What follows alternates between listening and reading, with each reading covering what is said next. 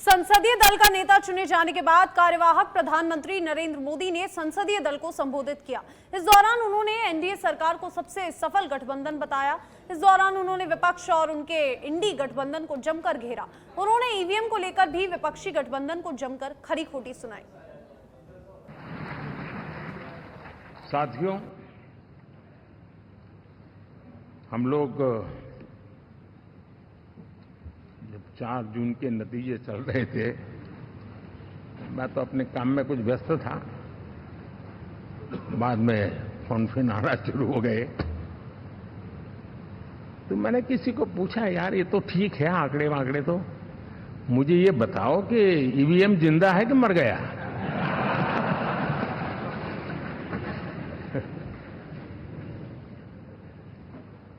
क्योंकि ये लोग तय करके बैठे थे कि भारत के लोकतंत्र और लोकतंत्र की प्रक्रिया के प्रति विश्वास ही लोगों का उठ जाए, और लगातार ईवीएम को गाली देना। और मुझे तो लगता था कि शायद इस बार वो ईवीएम की अर्थी निकाल जुलूस निकालेंगे, लेकिन 4 जून शाम आते आते उनको ताले लग गए। ईवीएम ने उनको चुप कर दिया। ये ताकत है भारत के लोकतंत्र की, ये ताकत है भारत की निष्पक्षता की, ये भारत की ताकत है भारत के चुनावी तंत्र की, चुनाव आयोग की। और मैं मानता हूं कि ये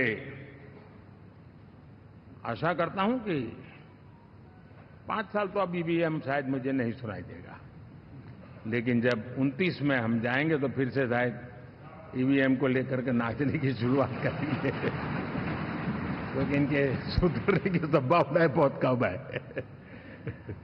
सोचिए, 10 साल बाद भी कांग्रेस 100 के आंकड़े को नहीं छू पाई।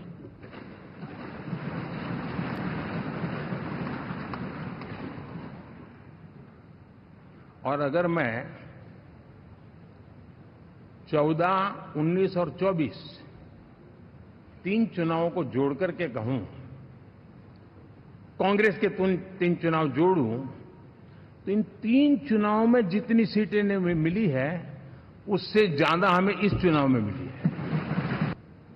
और मैं साफ देख रहा हूं साथियों, एनडीए वालों को अंदाज नहीं है, वे धीरे धीरे पहले तो डूब रहे थे, अब तेज गति से ये गर्त में जाने वाले हैं।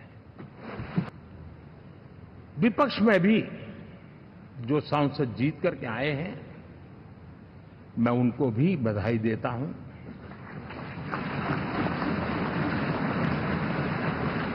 और मैं पिछले 10 वर्ष में एक चीज मिस कर रहा था कि debate, participation, quality of debate